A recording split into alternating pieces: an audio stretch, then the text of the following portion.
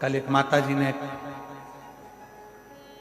पत्र भेजा था, उस पत्र को हमने पढ़ा, शायद वो कक्ष में ही होगा। उस पत्र में उन्होंने लिखा था कि गुरुजी, आप प्रयागराज के मेले में आते हो और प्रयागराज के मेले में आते हो तो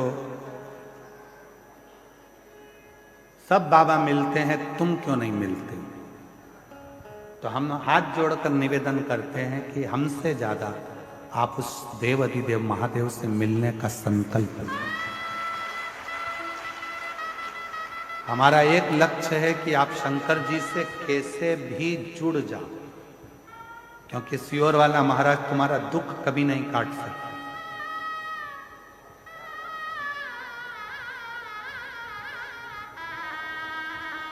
सियोर वाला महाराज कभी तुम्हारा दुख नहीं काट सकता। दुख काटेगा तुम्हारा देव अधिदेव महादेव, दुख काटेगा तुम्हारा विश्वास, दुख काटेगा तुम्हारा शिव, और दुख काटेगा तुम्हारा किया गया कर्म। कोई सियोर वाला बाबा तुम्हारा दुख नहीं काट सकता। तो हमसे मिलने से ज्यादा तुम्हारे अंदर उस परमात्मा से मिलने की ललकता होना चाहिए। उस परमात्मा से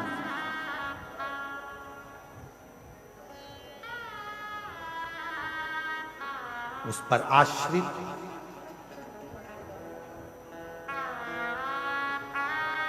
जहां पर ज्ञान अहंकार में बदल जाता है, वहां फिर परमात्मा स्वीकार करना बंद कर देता है। आप विद्वान हो अपनी जगह पर, आप ज्ञानवान हो अपनी जगह पर, आप बहुत बड़े पद पर बैठे हो अपनी जगह पर जिस दिन तुम्हारे भीतर इन सभी चीजों का अहंकार आ जाएगा, तब समझ लेना कि मेरा भगवान तुमसे दूर हो गया। फिर मेरा परमात्मा तुम्हारे पास में नहीं, मेरा परमात्मा दूर है।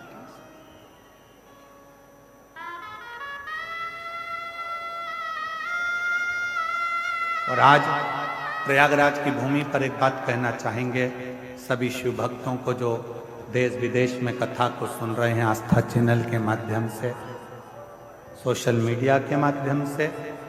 माघ मेले की यह पवित्र धरा से 5 दिवसीय शिव महापुराण को जो सुन रहे हैं, उनसे एक निवेदन करना चाहेंगे, कभी कभी यदि हाथ में पानी का लोटा भी ना हो, एक लोटा जल भी ना हो, तब अपने हाथ की अंजलि को फैलाकर हृदय का जल भरकर भक्ति से अगर हाथ को भी ऐसा कर दोगे तो भी वो जल को स्वीकार कर लेगा। वो स्वीकार करेगा। उसमें आपका विश्वास का होना जरूरी है, उसमें आपके भरोसे का होना जरूरी है, उसमें आपकी दृढ़ता का होना जरूरी है। विश्वास, भरोसा, दृढ़ता यदि है, ब्रह्मा जी भगवान शंकर को नहीं मान रहे। कई लोग ऐसे हैं संसार में कि वो सोचते हैं कि मैं जो बोलूं वो होना चाहिए, मैं जो करूं वो होना चाहिए। तो ब्रह्मा जी शिव जी को नहीं मान, भगवान शंकर को मानने के लिए तैयार नहीं हुए, भगवान ब्रह्मदेव। तब भगवान नारायण ने उनको समझाया, फिर भी वो नहीं मानते। तब भगवान नारायण ने और भगवान ब्रह्मा ने एक पर्वत को घुमाया तो उससे शिवलिंग की आकृति उत्पन्न हो गई। तब ब्रह्मा जी ने उस शिवलिंग की आकृति में से कानों में ध्वनि सुनी। शिव जी बोले, ब्रह्मदेव मैं ही शंकर हूं, सृष्टि का निर्माण भी मैं ही करता हूं, संहार भी मैं ही करता हूं और संचालन भी मैं ही करता हूं, कोई दूसरा नहीं।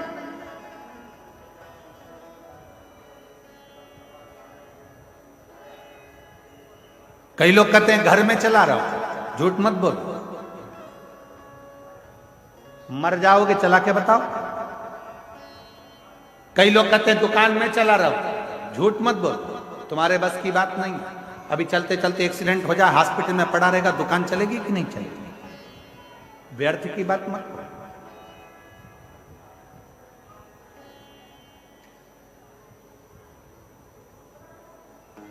ये झूठ है।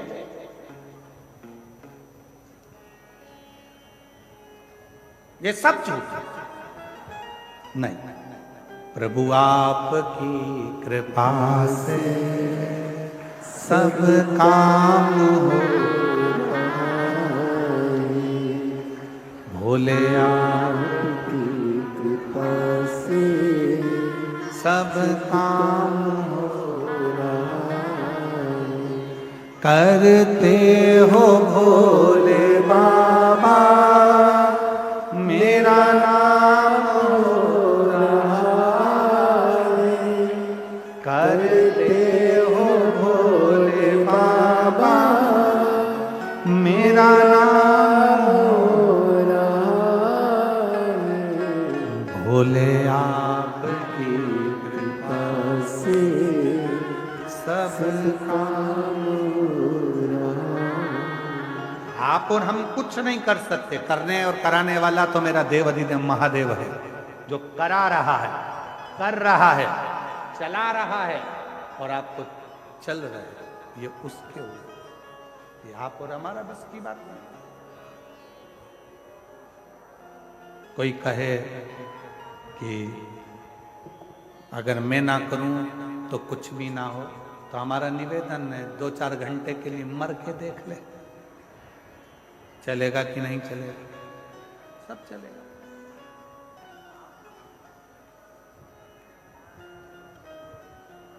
मर के देख ले।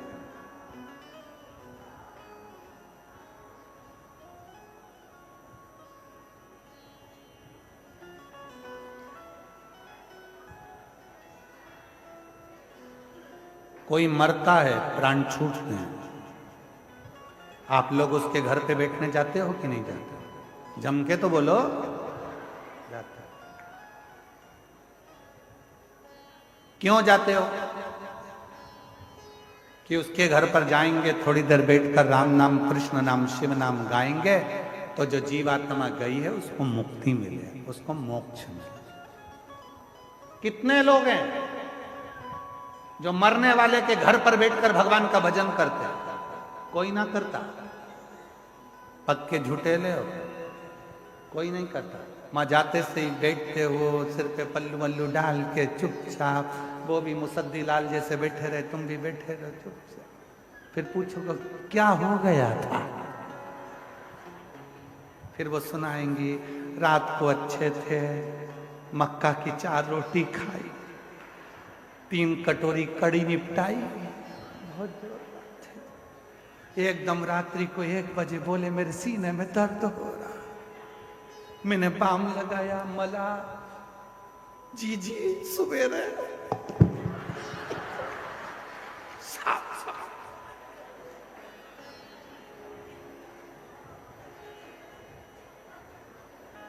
अब तुम्हें बताया, तुम गई, तुम्हारे बाद फिर कोई दूसरी आ गई, क्या हो गया था? मक्का की 2 रोटी खाई, 2 कड़ी की कटोरी निपटाई, रात को सीने में दर्द, बाम लगाया, सब करके देख जी। ये गई, फिर दूसरे 13 दिन में 1300 लोगों को स्टोरी सुनाई। उससे अच्छा एक सीडी बनवा लेती, प्लेयर पास में रख लेती, जैसे बेंजो वाले भैया ने डब्बा रखा है बाजू में आवाज आने के लिए, ऐसे एक डब्बा रख के प्ले कर देती, वो सीडी में भरकर कि ऐसे मरा था, सुन ले।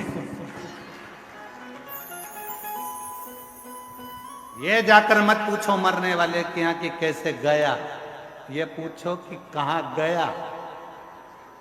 भजन करो, कीर्तन करो, नाम जाप करो, स्मरण करो, शिव नाम जपो, राम नाम जपो, कृष्ण नाम जपो। और हम पूछ रहे हैं कहाँ गया?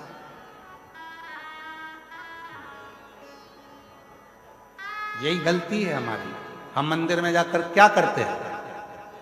हम मंदिर में जाकर करते क्या?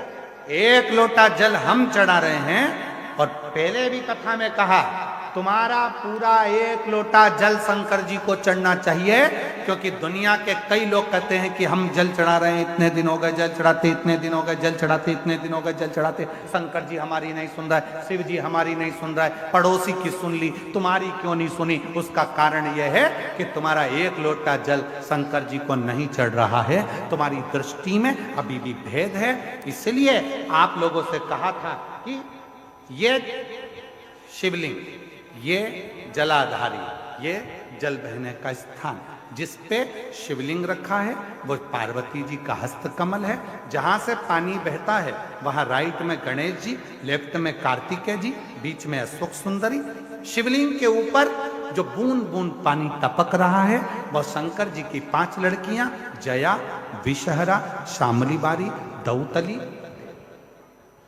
शिव जी का पूरा परिवार जब एक ही जगह पर है तो तुम्हें जल कहां चढ़ाना चाहिए? शंकर के शिवलिंग पर। अब तुम जल चढ़ाने जाते हो तो वहां पर भी जाकर विचार करते हो कि जल लेकर पोची लोटा भर के शंकर जी को चढ़ा दिया, फिर पास में गणेश जी बैठे थे उनको चढ़ा दिया, पार्वती जी बैठी थी उनको चढ़ा दिया, नंदी बैठा था उनको चढ़ा दिया, फिर कार्तिकेय बैठे थे उनको चढ़ा दिया। अब सियोर वाला बाबा बोला कि एक लोटा जल सारी समस्या का हल। ईमानदारी से बोलो, शंकर को पूरा एक लोटा चढ़ाइए कब?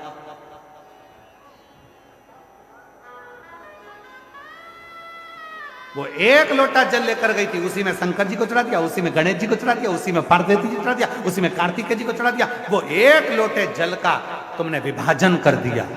इसलिए शंकर जी भी कह रहे हैं कि तेरी दृष्टि में अभी भी सब देवता अलग अलग हैं। जिस दिन एक शिवलिंग में तुझे राम, कृष्ण, देवी, देवता, गणेश सबका दर्शन होने लगे, समझ लेना उस दिन तेरा दुख समाप्त होना प्रारंभ हो। दिन तेरा दुख समाप्त होना पर हम शिव के वो एक लोटे जल को समझ ही नहीं पाते।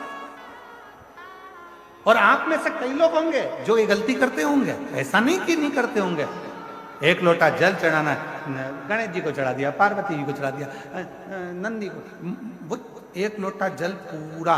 जब हमारे यहाँ शंकर जी के मंदिर में टूटा हुआ नारियल नहीं चढ़ता, शिव जी के मंदिर में टूटा हुआ चावल का दाना नहीं चढ़ता, शिव जी के मंदिर में टूटी हुई सामग्री नहीं चढ़ती, तो आधा लोटा जल क्या करेंगे बोले ना? पूर्ण समर्पण, पूर्ण समर्पण।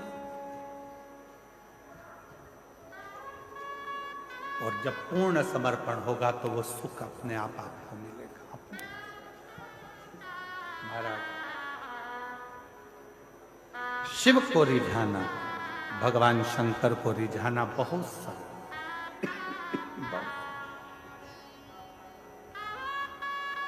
शिव को रिझाने में देरी नहीं होती। शंकर को जैसे ही जल चढ़ाया वैसे ही भोलेनाथ प्रसन्न होना प्रारंभ कर देते।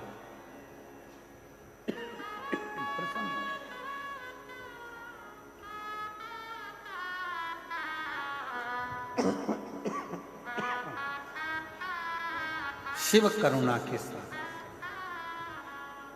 इसलिए शिव महापुराण की कथा में भगवान शंकर की पवित्र चरित्र में वर्णन है। शिव को रिझाने का तरीका बिल्कुल सहज है।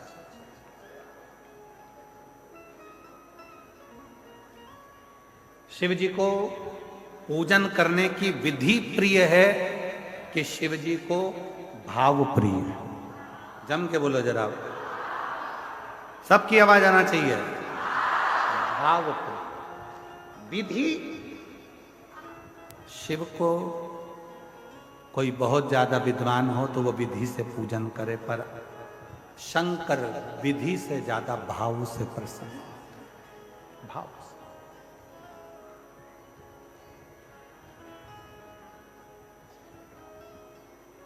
विधि से। कितना सुंदर प्रसंग है।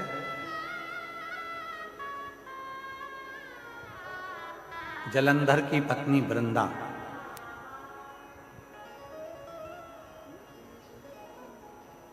जब मालूम पड़ा कि मेरा पति मर गया, मारने वाले शिव थे, सातित्व को भंग करने वाले नारायण थे। नारायण के सामने वृंदा जाकर खड़ी होकर कहती है, अरे नारायण भगवान, तुमने मेरा सातित्व डिगा दिया। जैसे शिव जी की पत्नी सती जलकर भस्म हुई थी, वैसे ही आज मैं भी भस्म हो जाती। राख का ढेर बन गई वृंदा, राख का ढेर।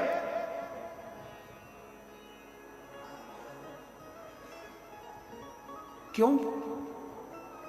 दुनिया के लोग कहते हैं भगवान शंकर भस्म धारण करते हैं। उनके भस्म को देखकर एक बार भगवान नारायण ने भी मुस्कुरा दिए थे और कह दिए थे, इस भस्म में ऐसा क्या है। 2 बार भगवान नारायण भगवान की लीला पर मुस्कुराए थे और दोनों बार भगवान नारायण को उस लीला का दर्शन करना पड़ा।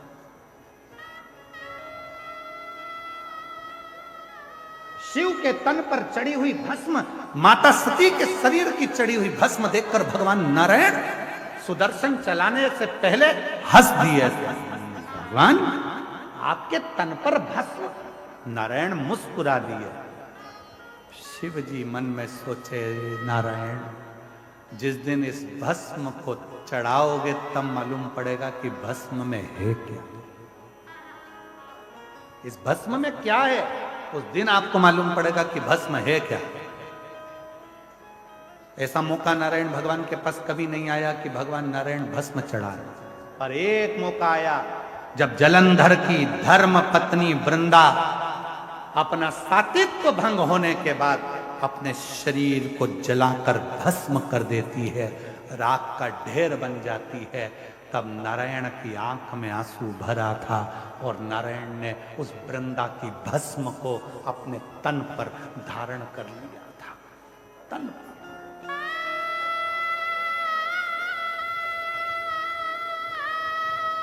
तन पर भस्म चढ़ी है। लोग कहते हैं भगवान शंकर के तन पर भस्म थी। शिव महापुराण, स्कंद पुराण, कुर्म पुराण कहती है कि भगवान नारायण के तन पर भी भस्म थी। शिव ने सती की भस्म धारण करी थी और भगवान नारायण ने वृंदा की भस्म धारण करी थी। और जो सती माता भस्म के रूप में प्रकट हुई, उससे बेलपत्री का वृक्ष उत्पन्न हुआ। और जो वृंदा भस्म के रूप में प्रकट हुई नारायण के स्पर्श से, वो तुलसी का पौधा के रूप में प्रकट हुआ।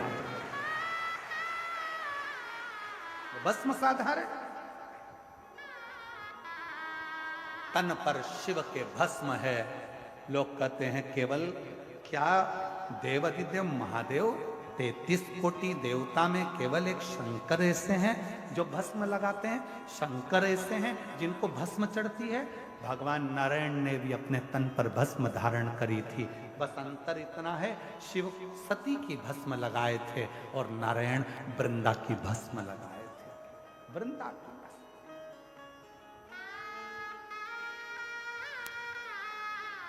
और जब वृंदा की भस्म तन पर चढ़ी, वृंदा की भस्म जब तन पर चढ़ी हुई थी, नारायण आंखों से अश्रु बहा रहे थे, नैनों से नीर बह रहा था, आंसू बह रहे थे।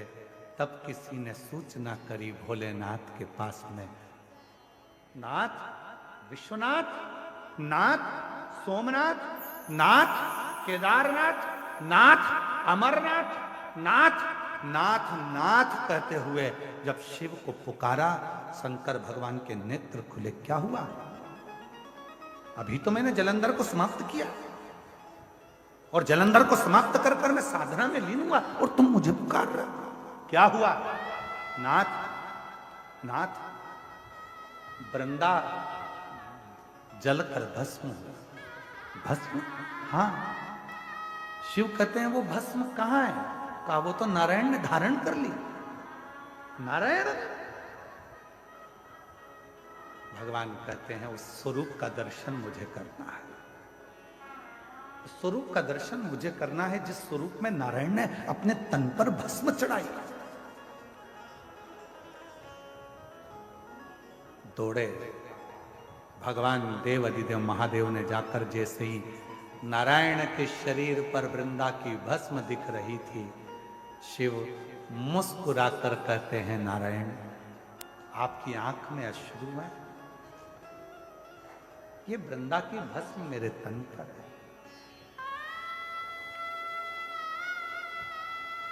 शिव कहते हैं केवल संसार के मनुष्य के लिए यह बात नहीं, जैसी करनी वैसी भरनी हमारे लिए भी निश्चित है। एक दिन मैंने भस्म धारण करी थी, आपके चेहरे पर मुस्कुराहट थी। आज आपने भस्म धारण करी है। नाक मेरे तन से लगी हुई भस्म सती की बेल वृक्ष बन जाती है और तुम्हारे तन से लगी हुई भस्म नारायण और वृंदा की तुलसी का पौधा बन जाती है। ये जगत के पूजन, जगत के पूजन।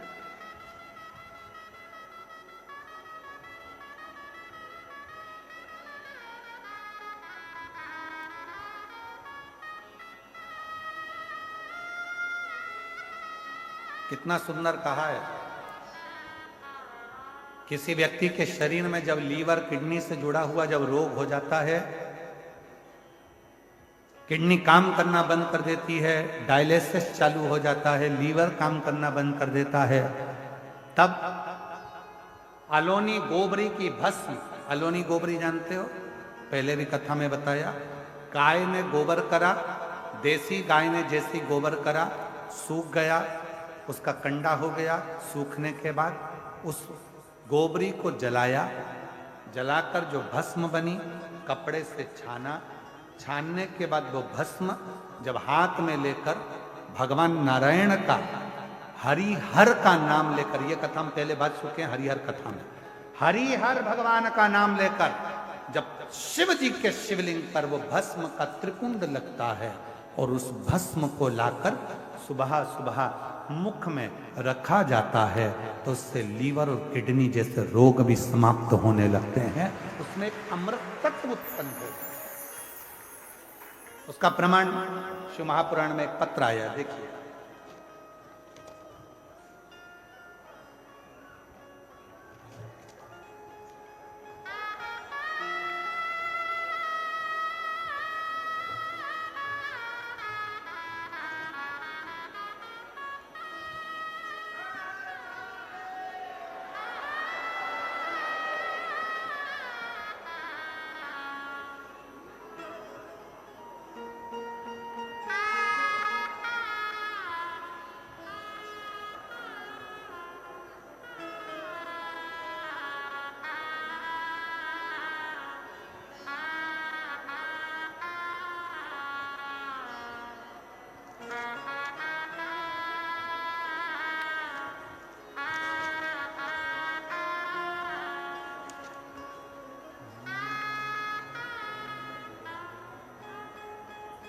फूलों में कलियों में काशी की गलियों में, फूलों में कलियों में काशी की गलियों में, तेरे बिना कुछ कहीं ना,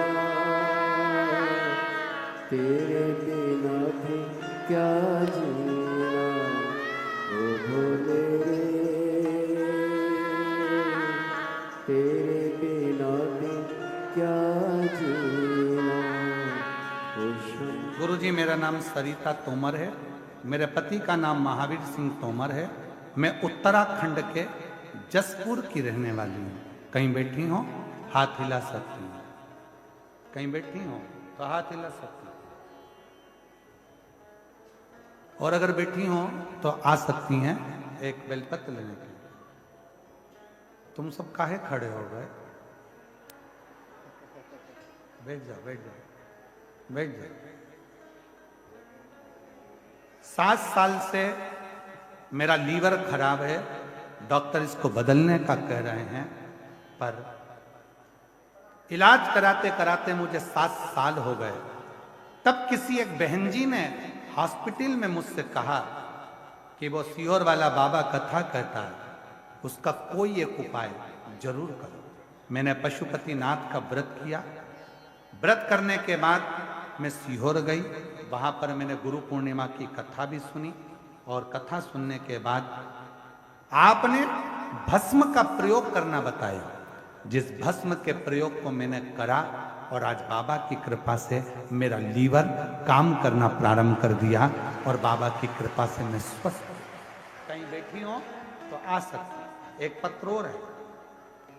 मेरा नाम प्रत्युषा ओझा है, मेरी आयु 16 वर्ष है, मेरे पिता का नाम रविंद्र ओझा है, मेरी माता का नाम रितु ओझा है। कहीं बैठी हो तो हाथ हिला सकती हैं। आप ही हैं, आ जाइए।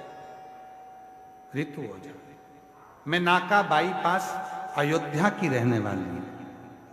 नाका बाईपास अयोध्या की रहने वाली हूँ। आप अयोध्या से आई हैं, मैं आपके चरणों को प्रणाम करता हूँ। मेरे रामलला की भूमि से आप पहुंचे। अयोध्या की रहने वाली हूँ। मेरा मोबाइल नंबर यह है। एक लोटे जल का मैं क्या वर्णन करूं। मैं मार्च 2023 में अपनी नानी के घर गई थी। वहीं मेरी बहू बहुत तेज तबीयत खराब हो गई और कुछ भी खाते पचता नहीं। फिर हम डॉक्टर के पास गए, डॉक्टर से अल्ट्रासाउंड कराया। अल्ट्रासाउंड कराने में रिपोर्ट में निकला मेरे दोनों तरफ 7 में गांठ है। मेरे दोनों तरफ आंत में गांठ है। एक 12 ml की, एक 10 ml की, एक 9 ml की, जैसे गठाने हैं। 6 महीने तक दवा खाई, आराम न लगा। फिर वापिस 6 महीने दवा खाई। 1 साल तक दवा खाते खाते निकाल दिया पर कोई आराम नहीं लगा। फिर ऑपरेशन के लिए डॉक्टर ने कह दिया। ऑपरेशन की तारीख निकलवाई।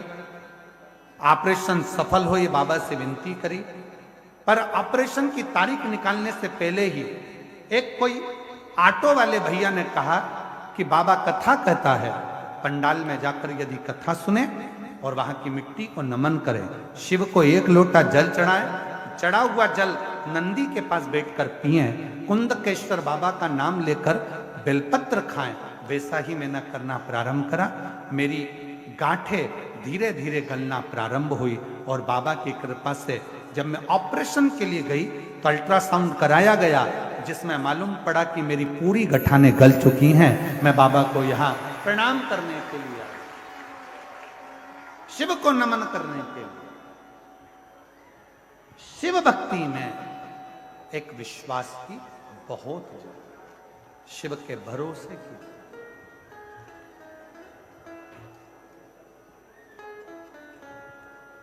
और मेरे भोले तेरा सहारा है, मेरे भोले तेरा सहारा है, मेरी नैया का तू किनारा,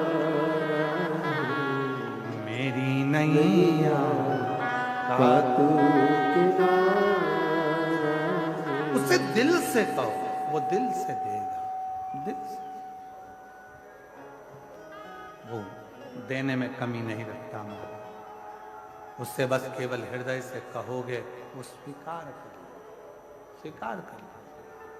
इसलिए फिर निवेदन, बाबा को अपने मन का भाव दिल से प्रार्थना करो। कब से खड़ी हूँ झोली पसा, क्यों ना सुने तू मेरी। पूरे पंडाल में से आवाज आना चाहिए इस लाइन पर, फिर भजन प्रारंभ करें। कब से खड़ी हूँ, क्यों ना सुने तू,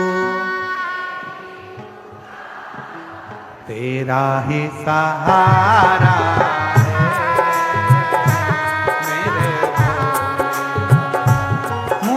तेरा भी सहारा मेरे भोले बाबा। ओ कब से खड़ी हूँ झोली पसार, क्यों न सुने तू मेरी पुकार। कब से खड़ी हूँ झोली पसार, क्यों न सुने तू